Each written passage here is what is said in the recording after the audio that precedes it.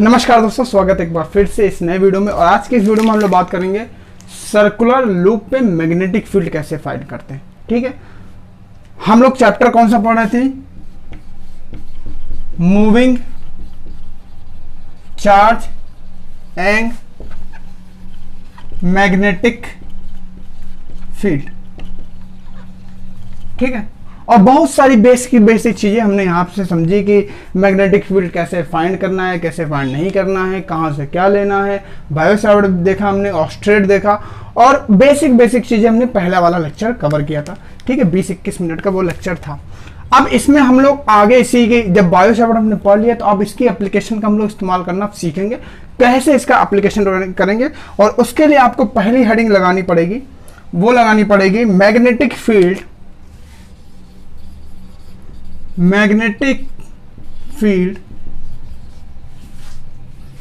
Due to a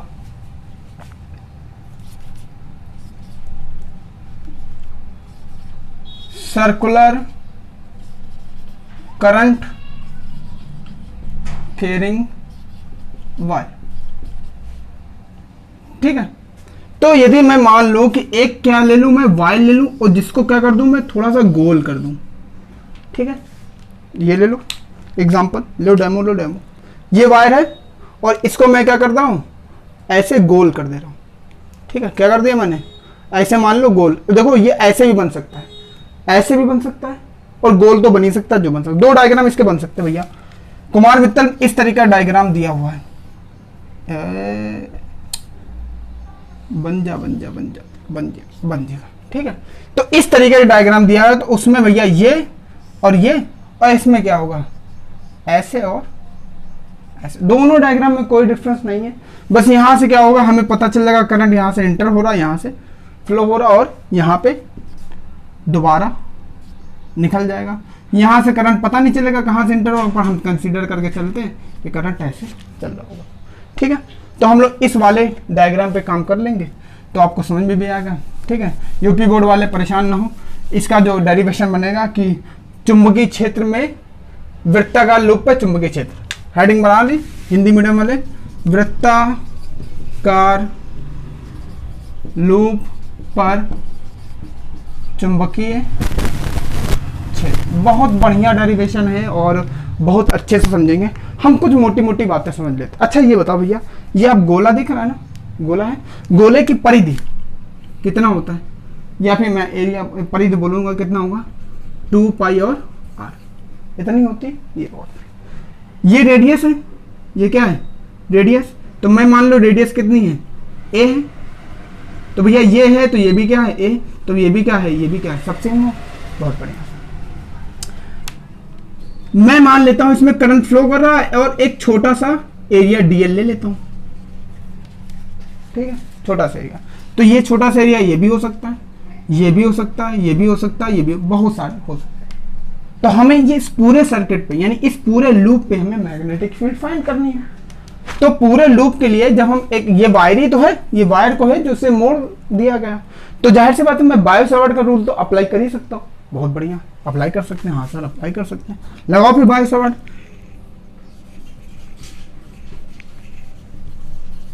according to Biot-Savart law, तो Biot-Savart का law क्या कहता है, dB बराबर μ0/4 पाई I dl sin θ/r²।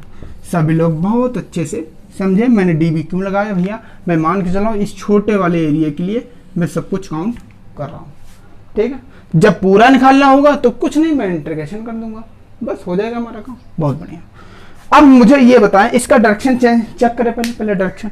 देखा ये करंट है, देखो करंट, देखो ये करंट है, करंट ये करंट है। मैग्नेटिक फील्ड क्या है भैया, अंदर की ओर क्या है, मैग्नेटिक फील्ड क्या है अंदर की। इधर से चेक करो, इधर से आओ, देखो इधर से चेक करो, ये करंट है, करंट ये, मैग्नेटिक फील्ड क्या अंदर की ओर। देखो इधर से चेक करो। ठीक है, मैग्नेटिक फील्ड है अंदर। एक चीज याद रखिए, जो भी सर्किट आप ले उस सर्किट में मैग्नेटिक फील्ड सेम होनी चाहिए, तब तो रूल लगेगा। यदि मैग्नेटिक फील्ड सेम नहीं है कि एक बार बाहर एक बार अंदर, तो वो मैग्नेटिक फील्ड आपस में इंटरसेक्ट हो जाएंगी, और आपको पता है ये मैग्नेट की प्रॉपर्टी है ही नहीं।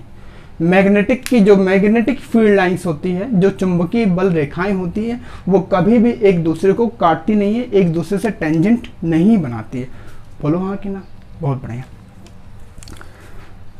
तो आगे चलते हैं। तो ये तो हमने मैग्नेटिक फील्ड फाइंड कर दी भैया, ऐसे रखा और अंदर की ओर, ऐसे रखा अंदर की ओर, बहुत बढ़िया।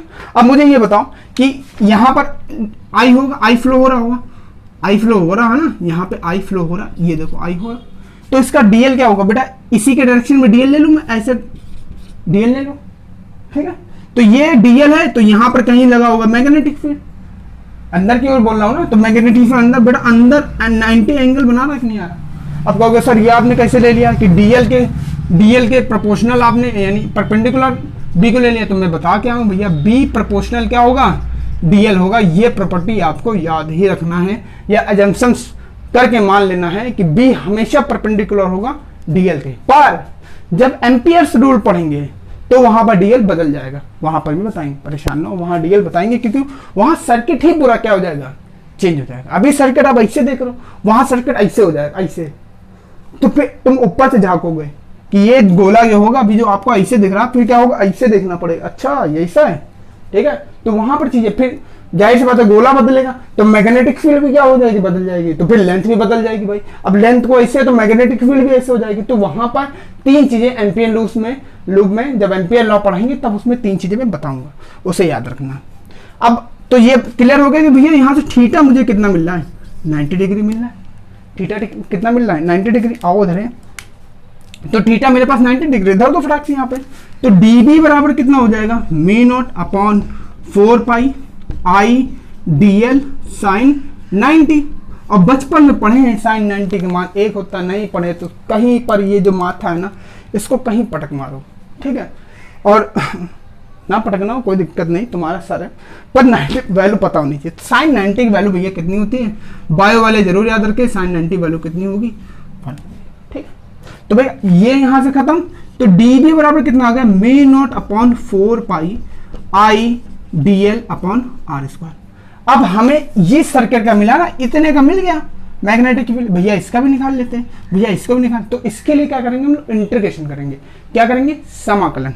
तो आओ समाकलन का सिंबल लगाते हैं, समाकलन ये और ये भैया किसके लिए? कंप्लीट सर्कल के लिए है। किसके लिए? ये कंप्लीट सर्कल के लिए है, किसी एक के लिए नहीं। तो कंप्लीट सर्कल के लिए करेंगे। इधर जरा थोड़ा देख लेते हैं हम लोग कोने में, ठीक है। तो इधर जब देखेंगे तो जब इसको करेंगे तो इसका डीबी का क्या आएगा भैया? बी आएगा।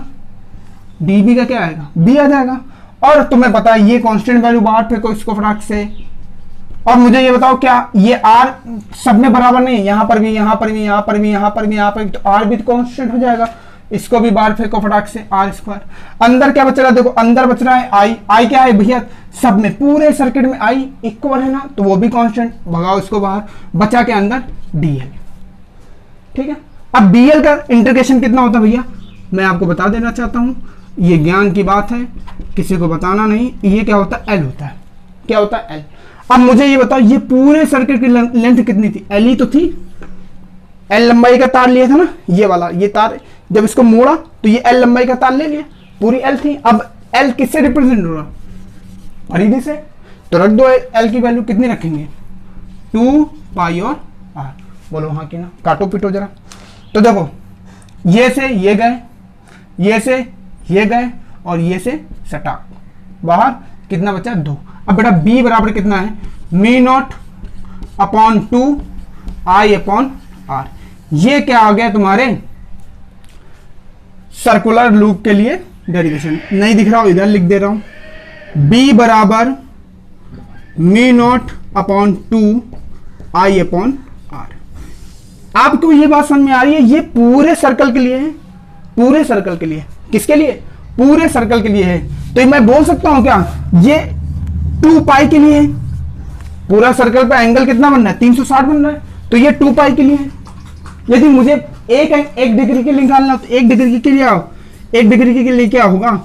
Me not upon 2 I upon R, और इनटू में 1 अपॉन 2 पाई। ठीक है, अभी मान लो मुझे थीटा के लिए निकालना हो, तो थीटा के लिए क्या होगा, कुछ नहीं, mu naught upon 2 I upon R, और क्या होगा थीटा अपॉन 2 पाई, दोनों साइड थीटा मल्टीप्लाई, यहाँ आई था 1 था तो यहाँ दोनों साइड में क्या थीटा का मल्टीप्लिकेशन कर दो तो वो निकल आएगा। ठीक है, ये था। यदि मान लो आपको एंगल, अब मान लो इसका निकालने के लिए बोल दे तो यहाँ पर थीटा हो जाएगा, तब क्या है, तब मैग्नेटिक फील्ड ये आ जाएगी। ठीक है, तो उम्मीद है ये आपको बढ़िया से समझ में आ गया होगा, और यदि आप नोट करना चाहें तो आराम से नोट कर सकते हैं।